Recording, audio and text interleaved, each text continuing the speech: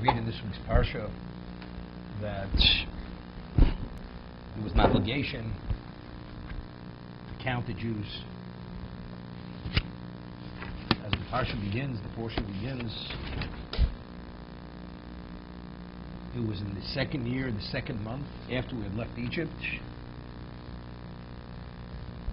God gives a commandment to Moshe that he, together with Aaron and the princes of the tribes, they should count each of the tribes, each of the Shvatim.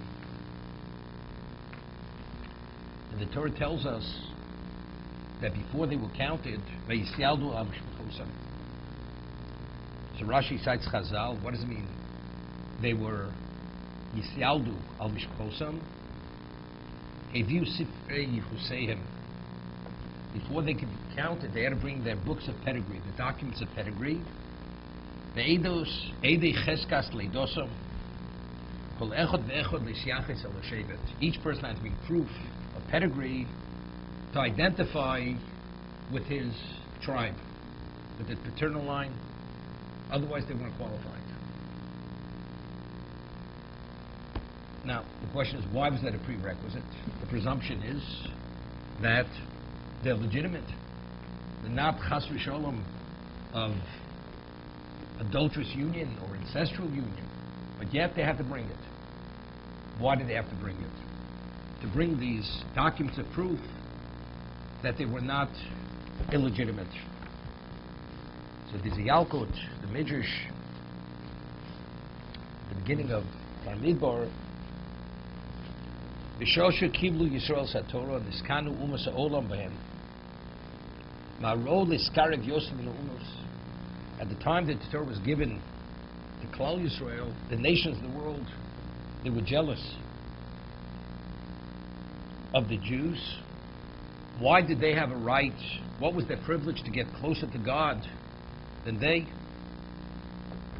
Well, evidently, clearly, this midrash is not according to the other Chazal, that before he offered the Torah to us, he offered it to the nations of the world. And each one rejected it for his own reason. Here, it was not offered to them. It was not offered to the nations of the world. It was only given to us. And because it was only given to us, they felt they were denied. And because they were denied, there was a degree of jealousy, so they came with a claim. Why did you deny us? Sosam piyam HaKadosh Baruch Hu. When they came with the complaint, he sealed their mouths. He silenced them. How did he silence them? Omar lehen hevidu sifrei yichusem shelachem.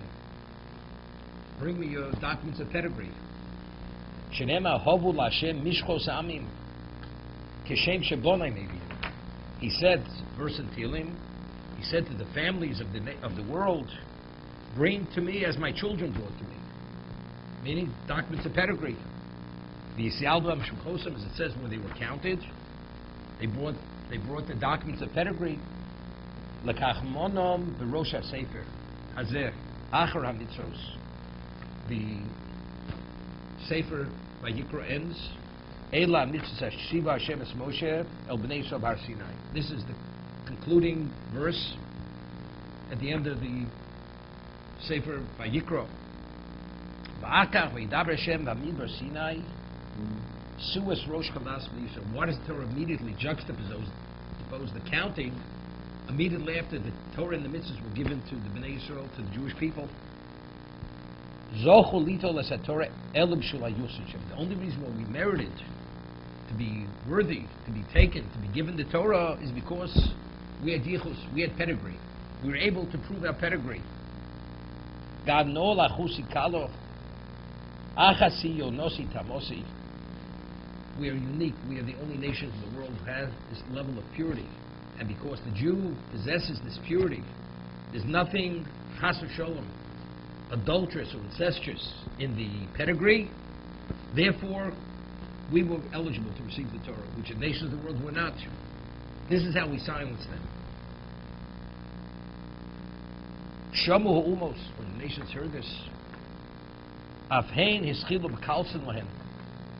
They began praising Klal Yisrael. What did they say? Ru vonos v'yashua. When the daughters saw her, they began extolling her.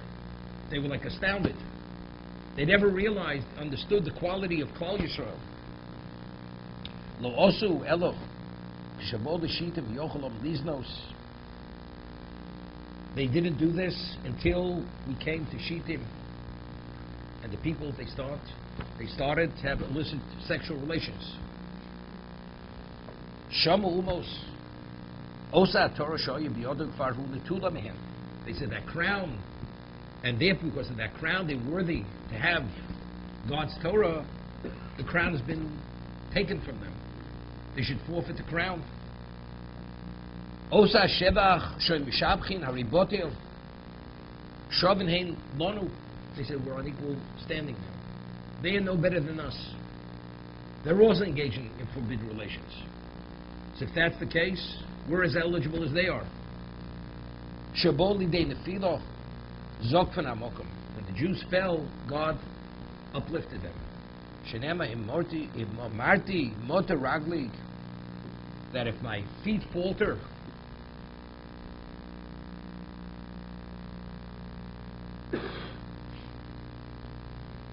Chazdoch Hashem yisadeini. The Chesed Hashem will support me. What is it? It's supposed to kill him. What does that mean? Nogav HaKadosh Baruch Hu hamokum es kol ish niskalkel. Every person who participated in the Balfour was destroyed. The 24,000 people died in the plague because of that. The midon al tarosan, and he established their purity. Shnema v'yachra magefo suas rosh b'nei adas b'nei Yisrael. Therefore, again, they've reestablished. The impurity cannot be. Torah and this level of behavior, a licentiousness, cannot coexist. Cannot. You must have purity. God despises Zima. We find Bilam, he wasn't able to curse the Jews. But what he said to Balak, he said, the Jewish God, what he despises and detests and cannot tolerate is Zima, is this kind of behavior, licentious behavior. He will not tolerate it, and therefore they want to seduce the Moab. They want to seduce Klal Yisrael. Now the question is, should we see? It says God cannot tolerate. The God of Jews, Sonei Zima, he hates, he detests, he despises Zima. The question is why? It's interesting.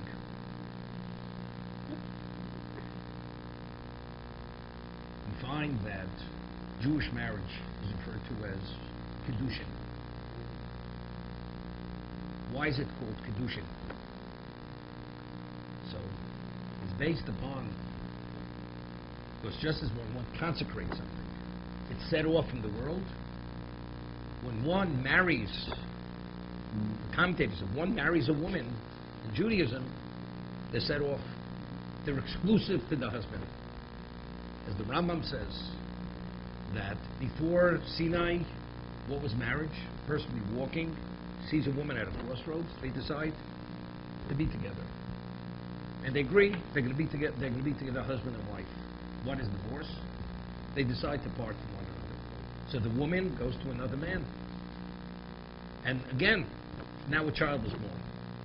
So there was a child initially born, now another child is born. So you have a boy and a girl born. Do they understand what the parentage is? They don't know the parentage is. Over time, it becomes totally confusion. So a brother ends up marrying a sister. So we're talking about incest. And what happens if that should happen? The land becomes filled with this kind of impropriety, relationships which are not permitted. Therefore, there's a certain exclusivity, and there is marriage, there's divorce, and there's certain very specific rules. Otherwise, there's Zima. God doesn't want Zima. Umolar it's Zima. The earth, the land will be filled with Zima.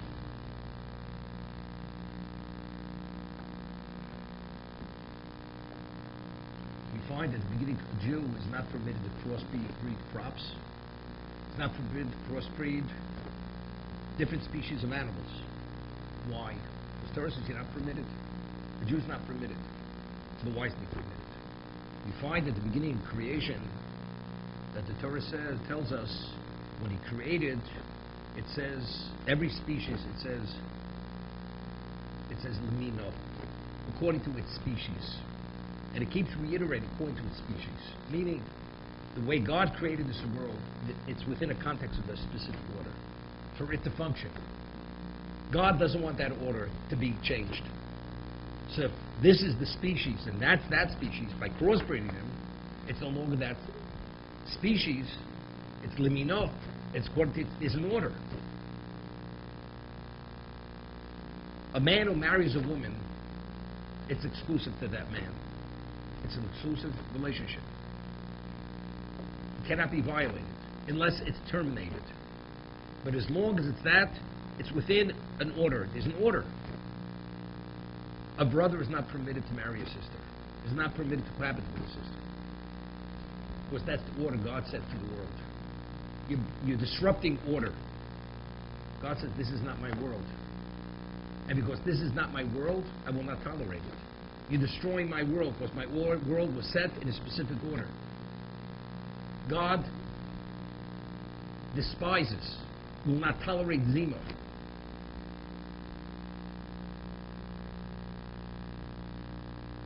There's a Rashi, Rashis, it says that he was the one who brought mules into being. He himself was illegitimate, and he went and he crossbred the horse with the donkey to create a mule. So he was illegitimate, he was supposedly like the equivalent of a crossbreed, and he created a crossbreed, which is the mule. That's the Yemim, Bamidbar.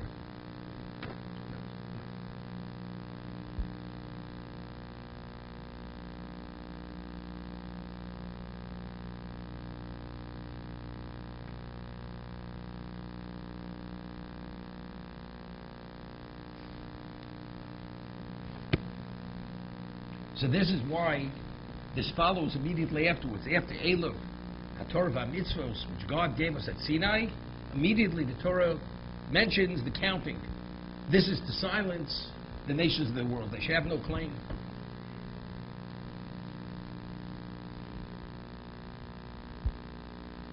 Over here, the Sefarno writes, what is this idea also similar to what Rashi cites?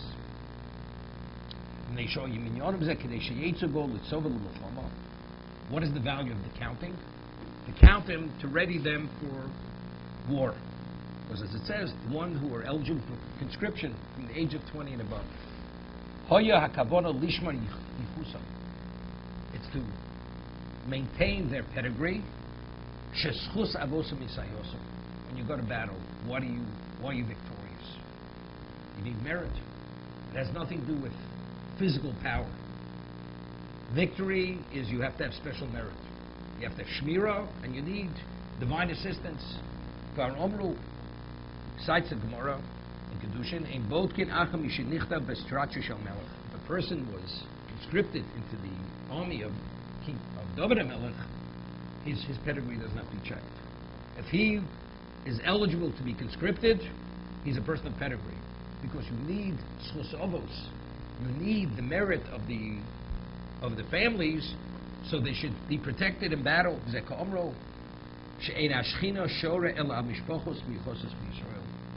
Where does the divine presence dwell? Only among the families that are families because the families of pedigree. Not families which don't have the pedigree, they don't merit the Shekhinah should dwell in their midst. So what does one need? To have brocha, to have success, to have victory, the Shekhinah has to be with you.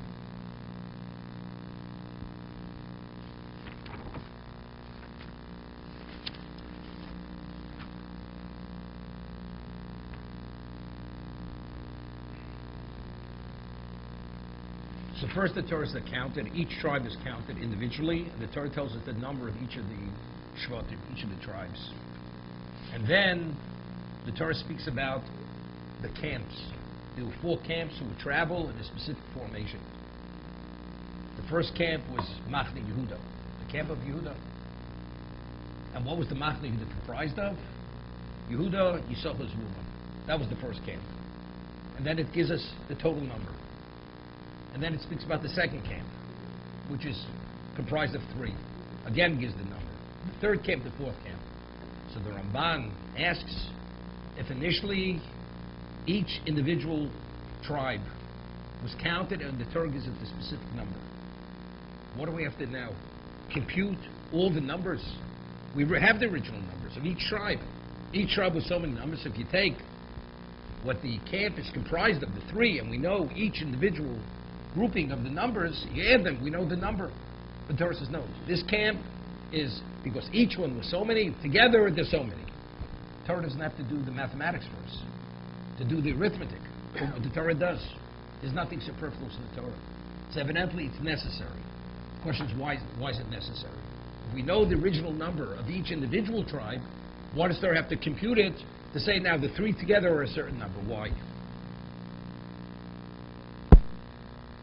So Ramban writes,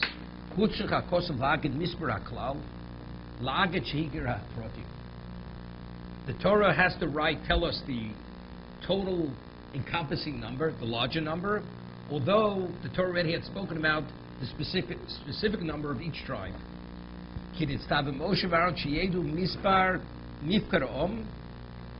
First, they had to know the number of the people, and they also had to know the number of each individual tribe. Because that's what kings, they count the individuals, and then they count the total number. But why? Just because kings may do it, but why does God want us to count first the individual tribes and then the sum total of each camp?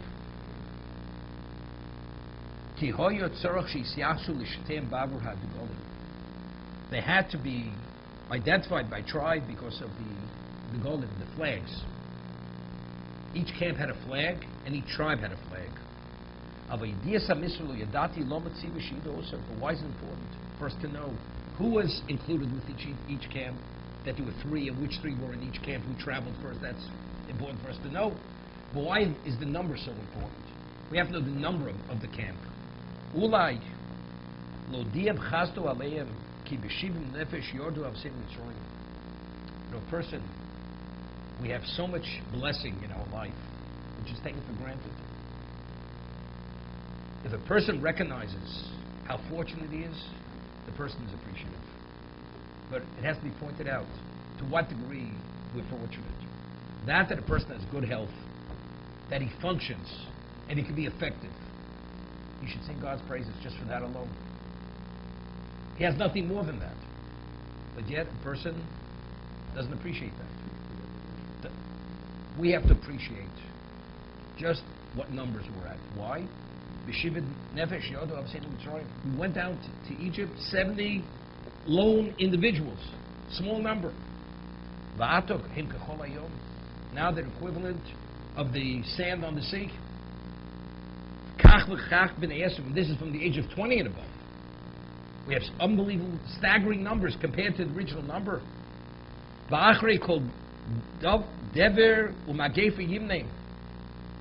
After plague were counted. Lodia kumashki goyim yimchatz v'yod rafenu v'zeu she'omru Rabbi say mirov chiboso.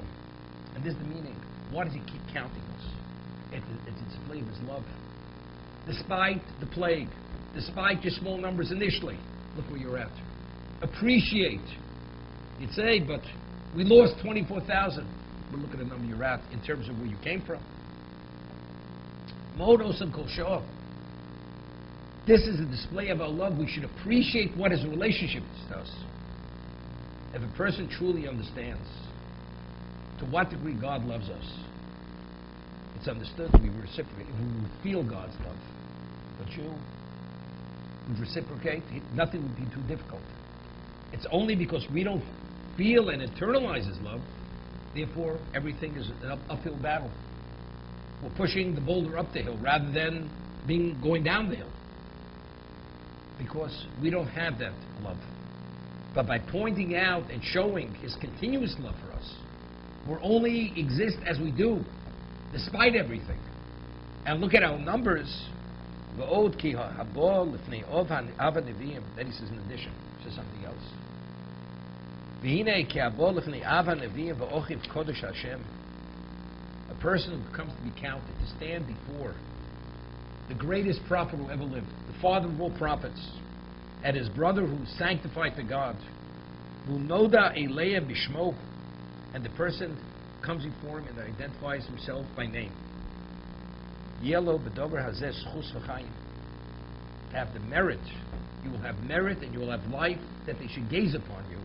Ki bo b'sor ha'om u'b'chsav b'nei yisrael schus ha'rabim mimisporam chen l'kulam schus mispar sheyivnu l'fnei Moshe var. Firstly, you're part of a group. It's a privilege to be part of Klal Yisrael. That's firstly. Secondly, you're being counted by Moshe and Aaron. Ki yosimu aleim einom l'tova. What's an ayin tova? You find that Moshe said to Hashem, although he wasn't permitted to enter into Eretz Yisrael, God says, you will look at the land. And it says he saw every part of the land. Why? Because Moshe had ayin tova.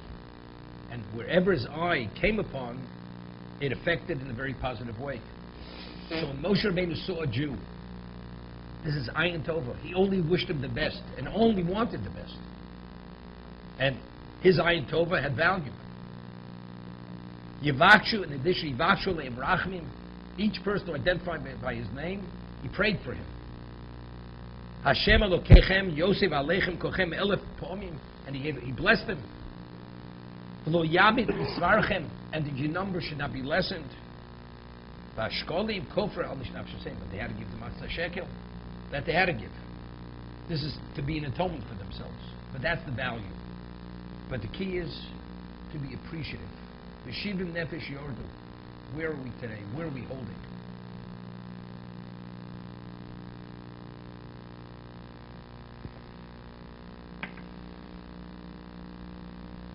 Every day we say bracha, birchas haTorah.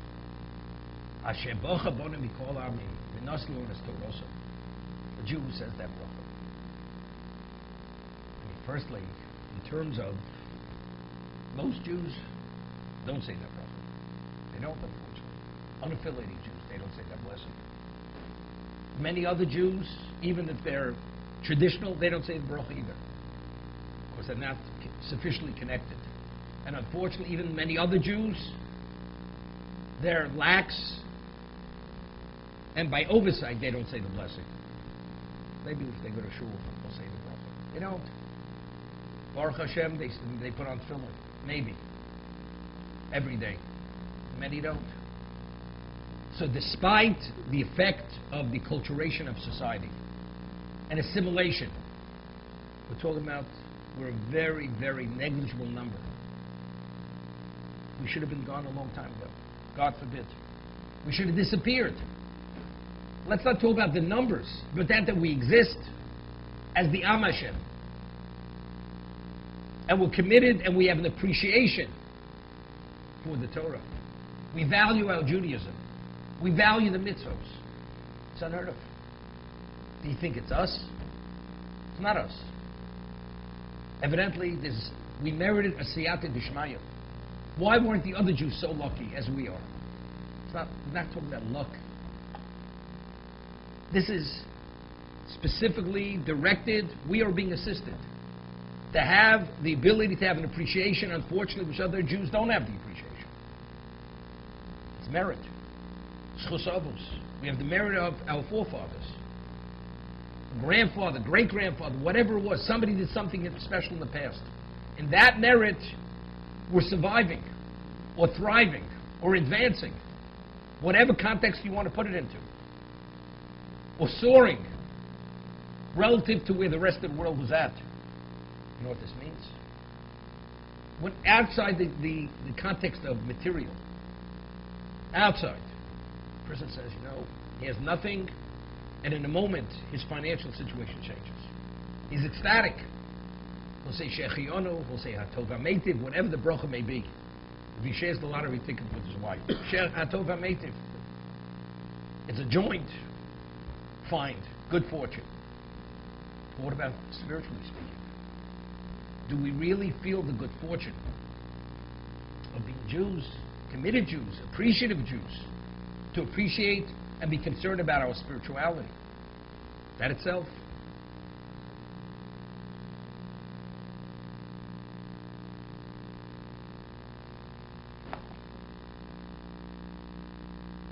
There's a question the Ramban asks. You find David counted the Jews. He counted Klal Yisrael. Yoav, his general, originally said to him, well, what do we have to do with it? It can't bring about good things. We're not supposed to count. Jews are not supposed to be counted.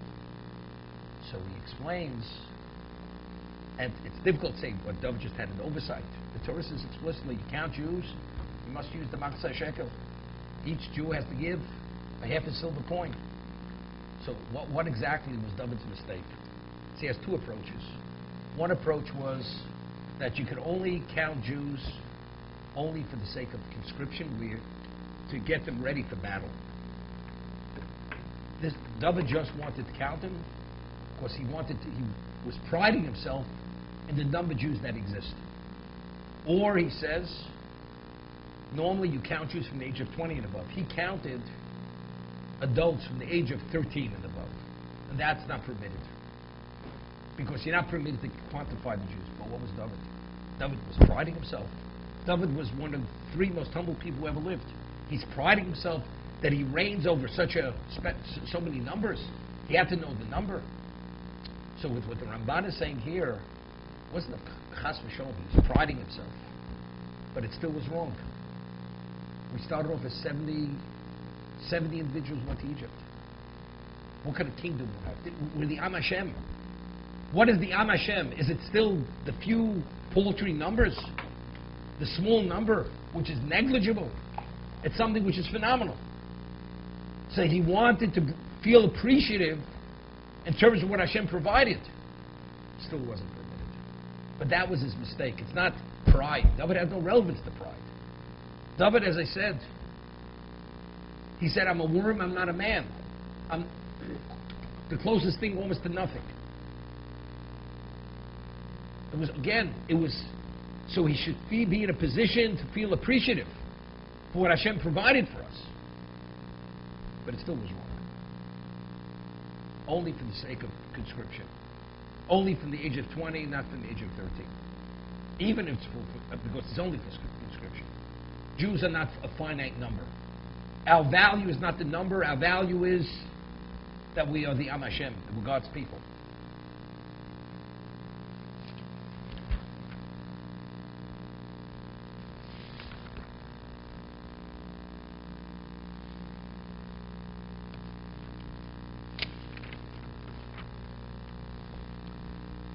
The Torah speaks about the camp of Yehuda, Machne Yehuda.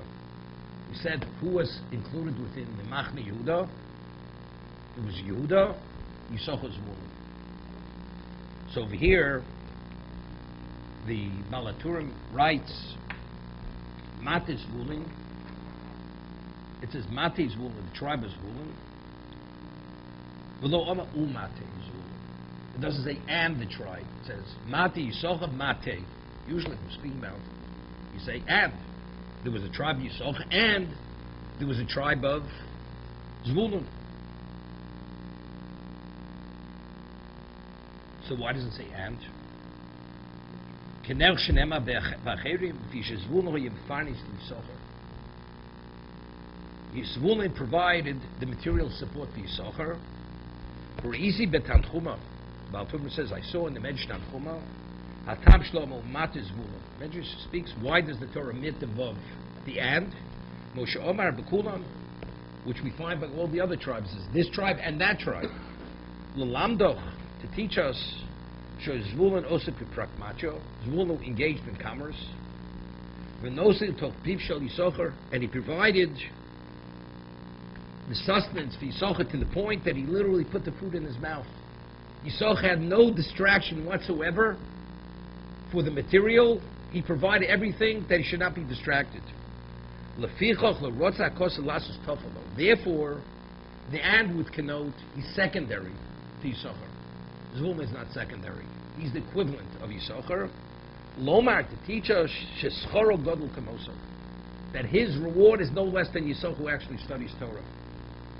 V'cheinu omer, and it says in the Pasuk, Eitz Chaim hi la'machzikim bo, somchem ushar.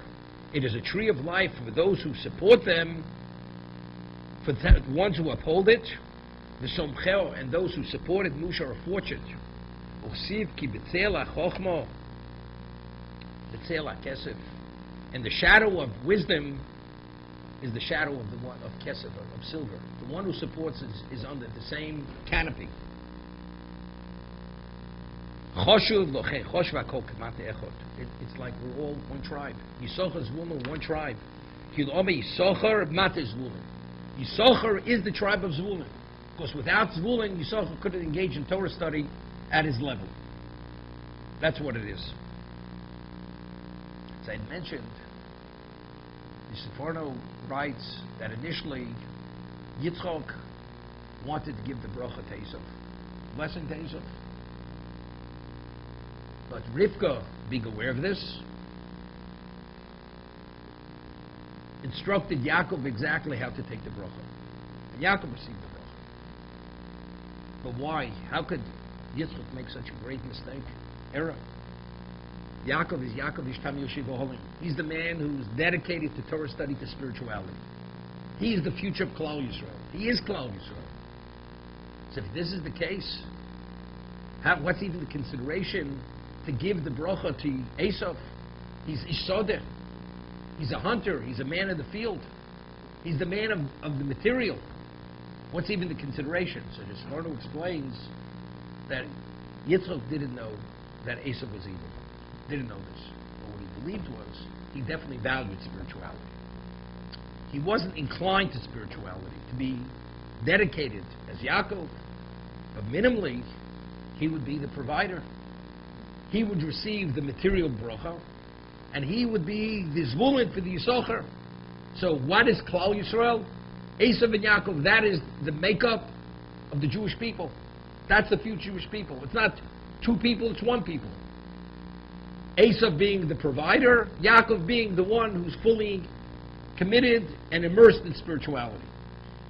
But this was only because he didn't appreciate and understand who Esav truly was. But Rivka, knowing who Esav was, said, no, this cannot be. And it was communicated to her through prophecy exactly how this should be done. And she instructed Yaakov based on this prophecy, on this nevuah. But Yaakov understanding that is the ultimate concept, that it's important to have minimally one tribe or one segment of a nation committed to Torah. So he instituted this himself. He had 12 children. Understanding the temperament and the value of each of his sons, he understood the one who could complement Yisachar was Zvulun.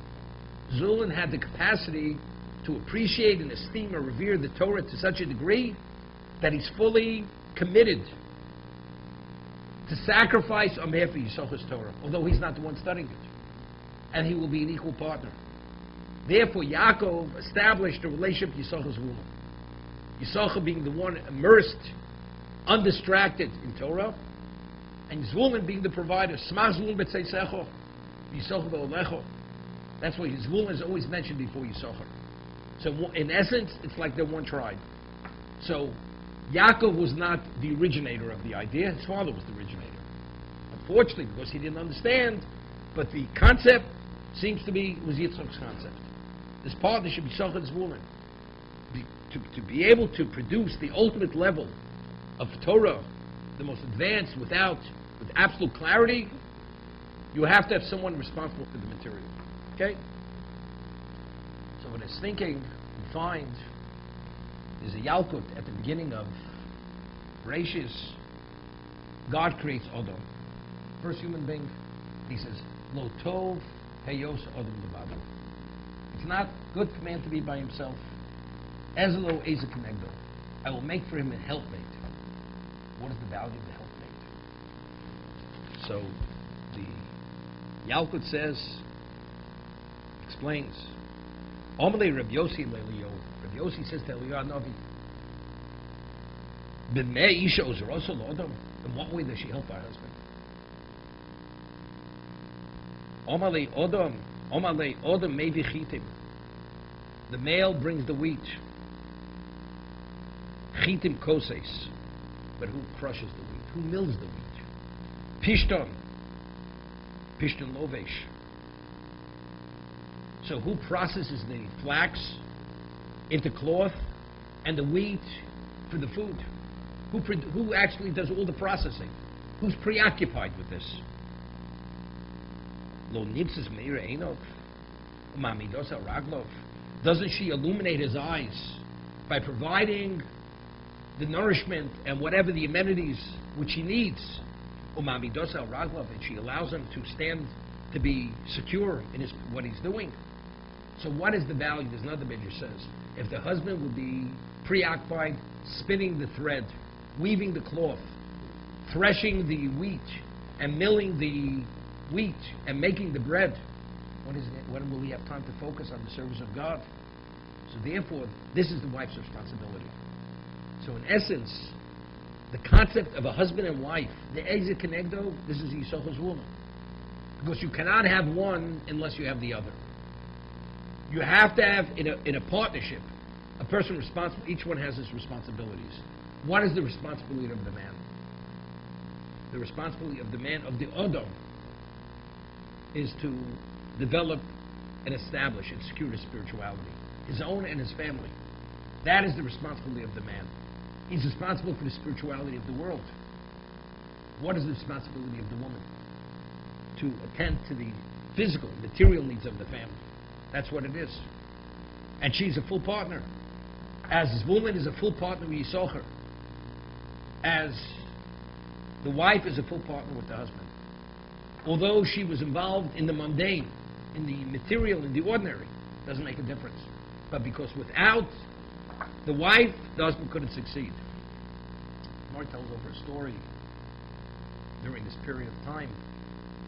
The Gemara tells us 24,000 Talmidim of Reb Kiva died over a 33-day period. So there's a question exactly, was it from Pesach till the 33rd day of the Omer? Was it started at a later date and it went until right before Shavuos? 24,000, these are the leading Torah sages of that generation.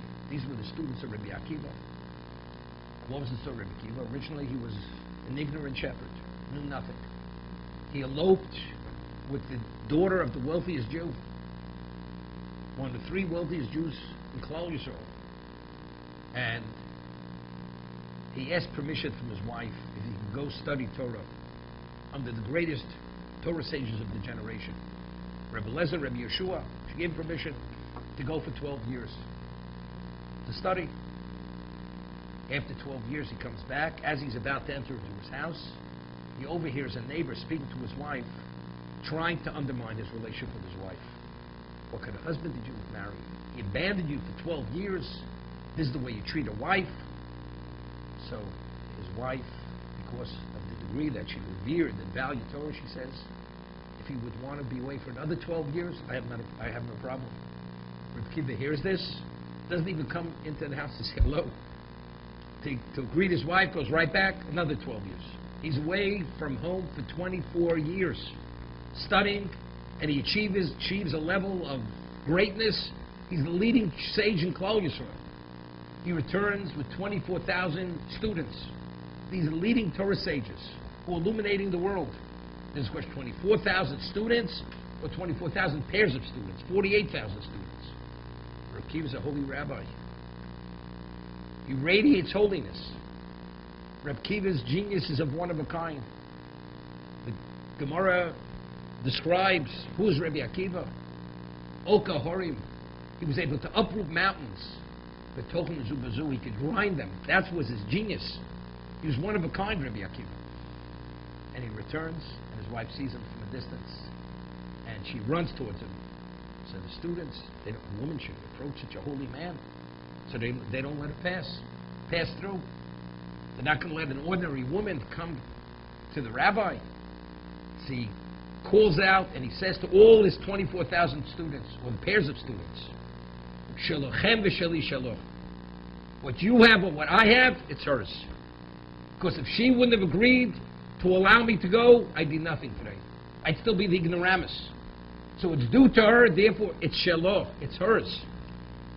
So evidently, it's because of her support and her encouragement, he was able to become Rabbi Akiva. And therefore, all the Torah that was learned by these 24,000 people, all the credit accrues to her. So this is the equivalent of Yisachar's Zvulun. So this is the wife, husband, this is the Eza Kenegdo, this is the true Eza Kenegdo.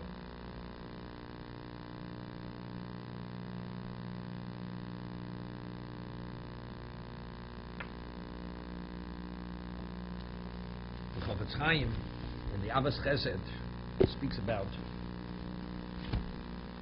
the various laws of charity, the Stoko, recites the Gemara in Tractate Ksubis. So the Gemara tells us that rabbinically they legislated that a person should not give more than 20% of his earnings or assets to Tzedakah, to charity.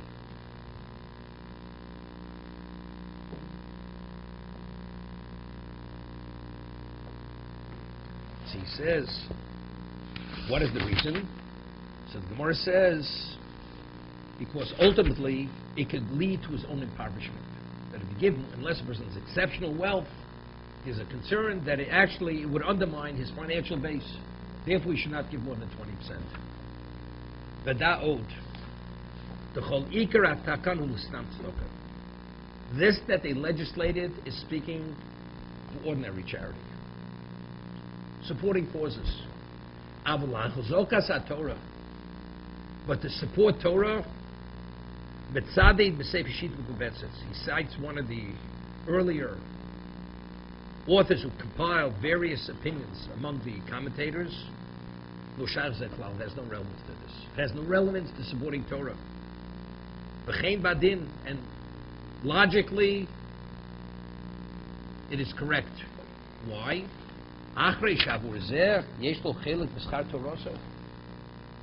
You support a poor man, one receives a mitzvah, he did charity. Some other cause, one receives credit, he gave charity.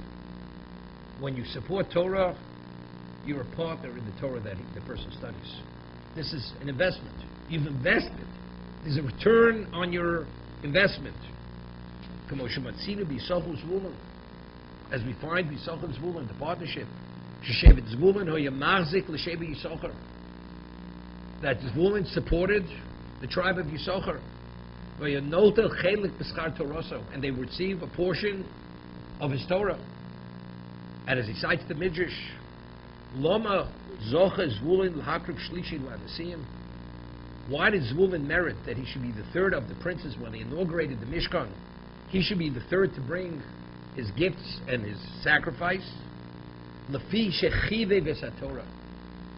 he treated the Torah was endeared to him. He endeared the Torah. And he had a broad hand to scatter, to give tremendous amounts of money to Yisachar. That Yisachar shouldn't need any other support other than what he provided. That he shouldn't, for any reason, interrupt his Torah study.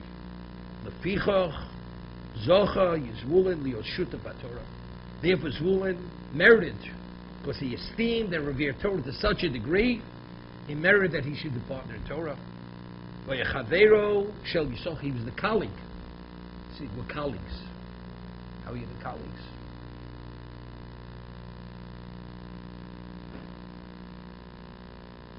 There's a Ramchal. The Ramchal writes in one location that a person, you have people who are at special levels of spirituality, great tzaddikim, great chassidim, special. So he writes, the one who assists these people to be able to execute their duties, and without them they could not, although those people are on an ordinary level, they're elevated to the level of the tzaddik. Why? Because the tzaddik cannot function in his capacity And he has these people assisting him. We're not talking necessarily Torah, whatever it may be. So he becomes an adjunct. He becomes attached to the tzaddik. He becomes part of the function of the tzaddik. So he's exalted, catapulted to a level which, based on who he is, he doesn't belong there. Doesn't make a difference. Does not make a difference. Dover Acher, it's quoting the Midrash. What did each of the princes give? Ka'ora. Ka'ora is a plate, dish. Keneged lechem shoyim achilo. That corresponds to the bread which he fed Yisachar. Mizrok.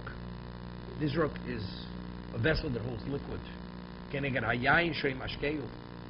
That alludes to the wine that he gave him to drink. V'loma shel kesef. And why was it made of silver? Shegam kesef yinosa lasos kol tzorchu. He provided any amount of silver, whatever you needed, the silver was there to purchase and to provide whatever was needed. Shneim leim solas. They both were filled with fine flour. Shneim hoyu not l'schar Torah biyachad.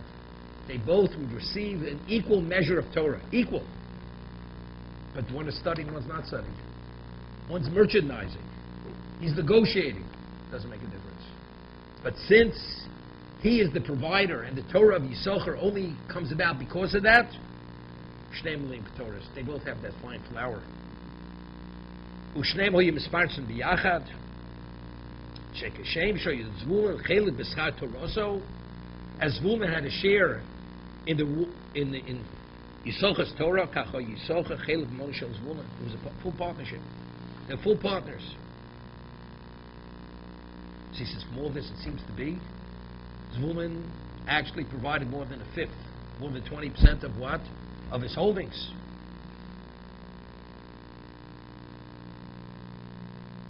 And he goes to speak about the value even today. And I mentioned that the Chofetz Chaim writes that even if a person studies Torah, he himself is a Yisachar, that he has the means to support others who study. He says a person can't study everything. It's not possible. The Torah is so vast. So even though you're studying one section of Torah, you should support someone who's studying another section of Torah. Why? Because we're saying that when you study Torah and you support Torah, there's one who supports has equal value of the one who studies. So not only do you have value in what you're studying, you have value in something that you're not studying. You're a partner in something that you're not studying. And since you can't cover the full gamut, so you make a broad investment that you should be able to invest and have credit from all aspects of Torah. That's what the Chofetz Chaim writes. If you have the financial means.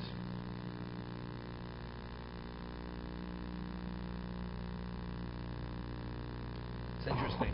The Gemara tells us that Godel Maaseh Yosem and Oseh. The greater is the one who compels a person to do a mitzvah than the one who does the mitzvah itself.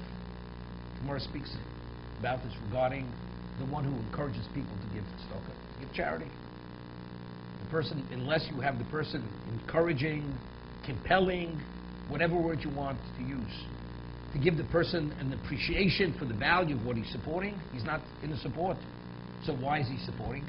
It's only because of the one who encouraged him, the one who impressed upon him the value. So therefore, greater is the one who impresses, who compels, the one who does the mitzvah than the one who does the mitzvah itself. So let's say a person is a Torah sage, and he raises money to support Torah, whatever it may be. He himself is a Torah sage. He studies Torah. But he takes time of his day to raise money to support others who study Torah. So it's interesting. He even has greater credit in the investment of the one who actually gives the charity. So the Chofetz Chaim or other Gedolei Torah, not only did they raise money for their own institutions, for their own yeshivas, for their own kollel, for their own mitzvah projects, endeavors. If it was vital for Klal Yisrael, they raised money for it.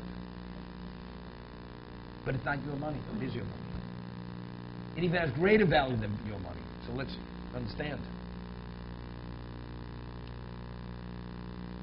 The Gemara tells us that the world stands on Hevel Piyam Shel Tinok Shel Yisrabo. Gemara on Shabbos, that the pure vapor of innocent children who study Torah, that Torah, although they're not obligated to study, but in that merit of that Torah, the world exists. So two of the leading Torah sages of the Gemara, of the Talmud say, what about us? One says to the other, what about our Torah? It's more advanced, it's more in depth, it's broader. So one says to the other, you cannot compare Hevel she'esh bochet level she'en bochet. Our Hevel is as great as they were, but it's inevitable. It's tainted with some degree of impurity. A person says something he shouldn't have said. These children are pure because they're minors. There's no liability. There's no culpability. They're pure. So the Torah they study is in its purest form. So a person who raises money for Jewish education, that there should be children who should study Torah. And we apply the principle, Godla Ma'asi Yosef ben Oseh. Greater is the one who compels people or encourages people, impresses upon people the value of supporting this kind of Torah education. And because of that, you have Hevel Piyut Shel Tinok Shel Beis Rabba. You have children studying Torah in its purest form, in its most correct way, according to the Masorah, the tradition from Sinai. What have you provided for the world? It's their Torah is your Torah. It's Yisachos Move. It's the same partnership. Because only due to your initiative was that money raised. So that Torah at the end of the day is studied because of your investment of time and effort and your degree of value. So you could literally diversify in a way, even if you don't have the means. But if you have the ability to speak, to encourage, to impress, to be a role model, to motivate, you have the same thing. But only God knows. We speak about a Kiddush Hashem. The person himself, he represents something and he presses upon people. Many of it be verbal, not verbal. Just by his behavior and what he values, other people want to emulate him. People are inspired. And through that inspiration, they do many good things. I was reading the Vilna Gaon for the last maybe 40 years of his life. Lived in a small courtyard, never left the courtyard in Vilna. And he would only engage with a small circle of his inner circle of students. Of course, people came, would speak to him, but mainly in terms of his Torah, Shurim, it was his inner circle of students, and they would disseminate whatever he would say. And he had a private minyan. It was a small location, and a small group of people would come, so very often people would want to come and be part of the minyan. So one Jew writes that he once attended a Ma'ariv in the Vilna Gaon, and he heard the Vilna Gaon's Kriya Shema, the way the Vilna Gaon said the words of Shema. He said, once in his life he heard it, not more than that. By hearing the Vilna Gaon's Kriya Shema, he became a different Jew. It touched something in him, he ignited him, he became a different Jew. So that he became a different Jew, this is unintentional. What the Vilna Gaon meant to impress upon him, it's just the reality of what the Vilna Gaon, but factually, he made a difference in this man's life. And because this man became what he became, being inspired, there's a ripple effect. He affected other people. But why? But where did it begin? It began because he heard the Kriya Shema of the Vilna Gaon. Otherwise he wouldn't have become this proactive Jew afterwards. Understand it and revere it the way he did revere it.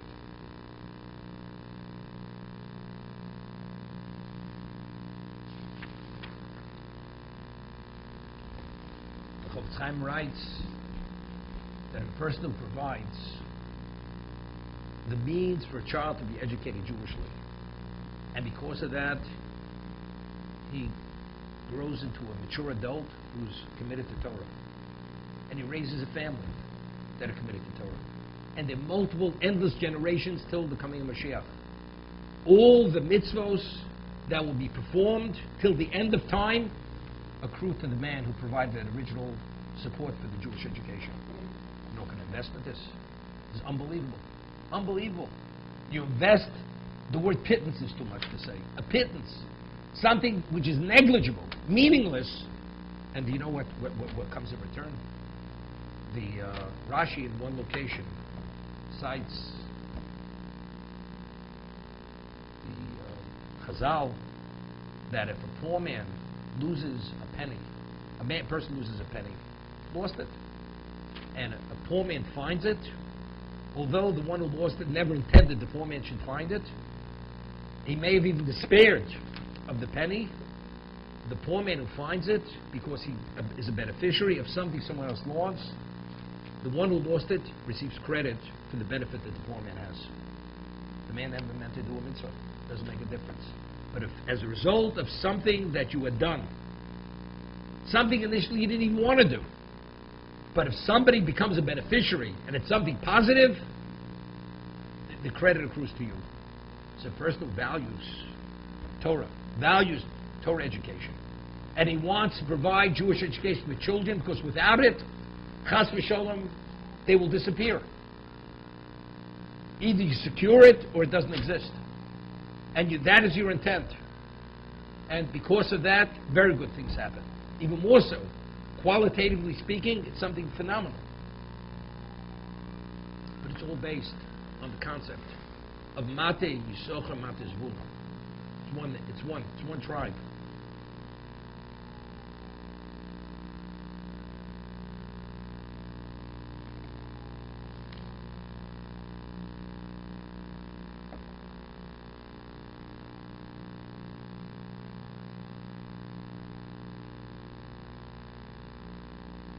There's a mitzvah of after l'reichel kamocha. The Jew has to love his fellow Jew as he loves himself. This person is, but why? But why? If a person understands that what you do for the other person is you're doing for yourself, not because you're receiving credit, not because if you love your fellow Jew, God will advance your spirituality. Because literally, your fellow Jew is you.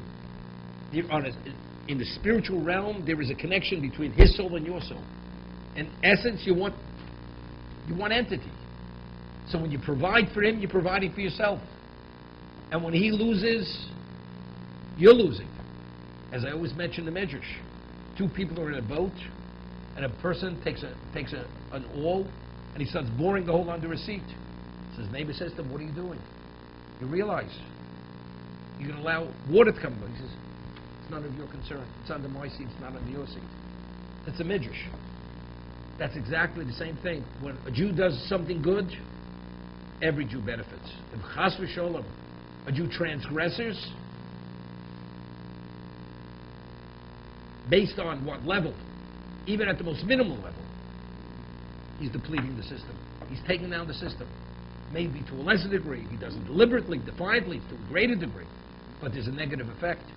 So if you're able to prevent the negative effect, and you're able to infuse the system with greater value, you're the beneficiary. We're all part of the same system. So if you put it in that context, it's not only you're doing for the other person, you're doing for yourself. And if you do for God, it's even more so. To be continued.